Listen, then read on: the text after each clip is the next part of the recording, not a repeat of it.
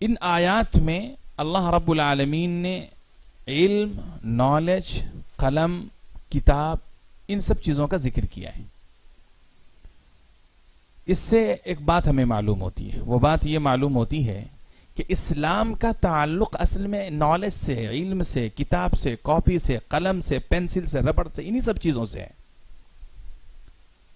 یہ سب سے بڑی چیز ہے، اسلام نے یہ پیغام دیا ہے۔ اسی کو آپ دیکھیں رسول اللہ صلی اللہ علیہ وسلم نے اور مزید وضاحت کر دیا اور کہہ دیا کہ لوگوں، تم میں سے ہر شخص کے اوپر قرآن کو سیکھنا، دین کو سیکھنا، دین کے علوم کو جاننا، دین کے بارے میں معلومات حاصل کرنا، یہ چیئر دے دیجئے، دین کی معلومات کو حاصل کرنا تمہارے اوپر لازم ہے، ضروری ہے، فرض ہے۔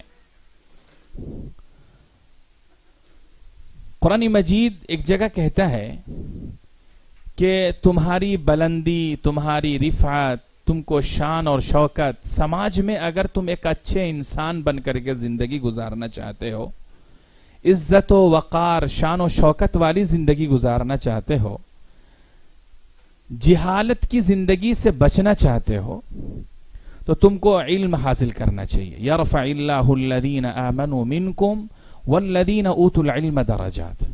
میں ایک مثال دینا چاہتا ہوں، بالکل پریکٹیکل مثال ہے، آپ اس کو محسوس کر سکتے ہیں۔ رسول اللہ صلی اللہ علیہ وسلم کن کے درمیان آئے؟ امیوں کے درمیان۔ مکۃ المکرمہ میں جتنے لوگ تھے سوائے 17-18 لوگوں کے کوئی اور پڑھنا لکھنا نہیں جانتا تھا، سارے کے سارے ان ایجوکیٹڈ۔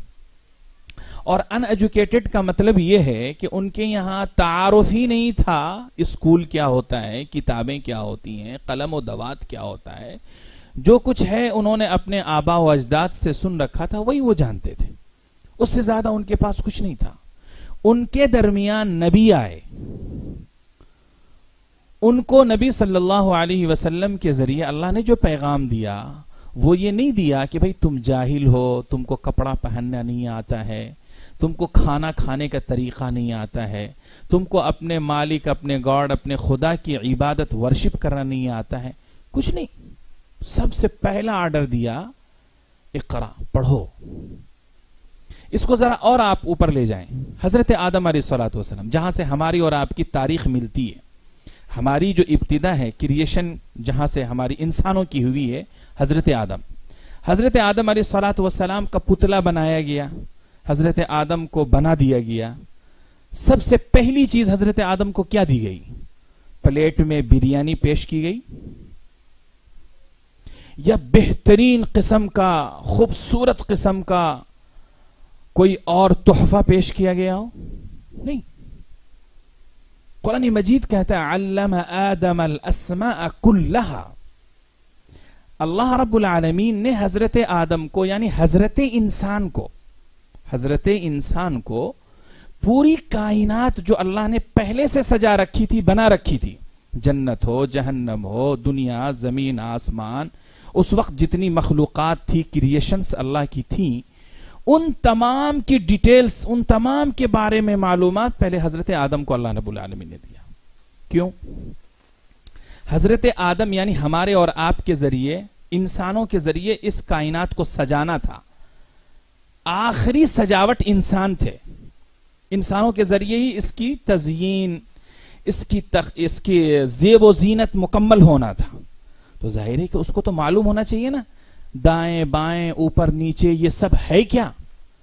اب اس کو پتا نہیں ہے، آپ لا کر کے ایک حال ایسا آپ بنا دیں، کوئی ایک ایسا حال آپ تیار کریں جس میں عجیب و غریب چیزیں آپ رکھ دیں، اور کسی انسان کو جس کو یہ نہ پتا ہو کہ اندر ہے کیا، آپ اس کو لا کر کے کھڑا کر دیں، تو اس کی جہالت کیسے دکھے گی وہاں؟ وہ ہکا بکا رہ جاتا ہے، یہ کہاں لا کر کے آپ ہمیں کھڑا کر دیے۔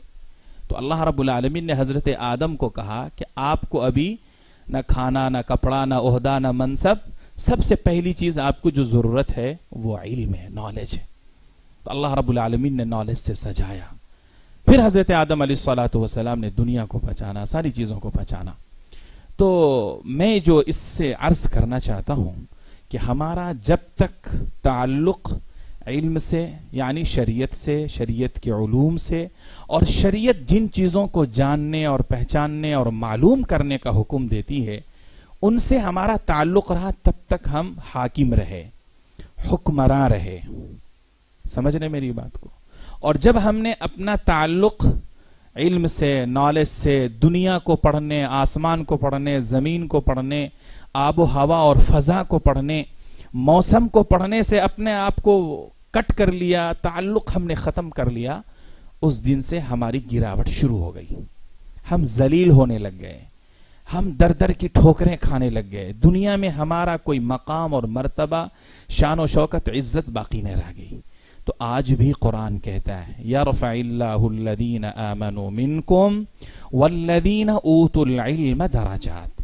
ایمان اور ایمان کے بعد علم حاصل کر لو، اللہ تم کو اس دنیا کے اندر بھی رفعت عطا فرمائے گا، بلندی عطا فرمائے گا، شان و شوکت عطا فرمائے گا، عزت و وقار عطا فرمائے گا. تو اس نہج سے ہماری کوشش تھی کہ آپ تک دین کی معلومات، دین کی تعلیم پہنچائی جائے. ہم سے وہ ساری کوششیں جو بھی ہوئی ہیں، کوشش کی گئی ہے، پہلی مرتبہ ہے. اس کے لیے اور اچھا سے اچھا کیا ہو سکتا ہے؟ ہم نے ایڈمن صاحب سے کہا تھا کہ آپ کے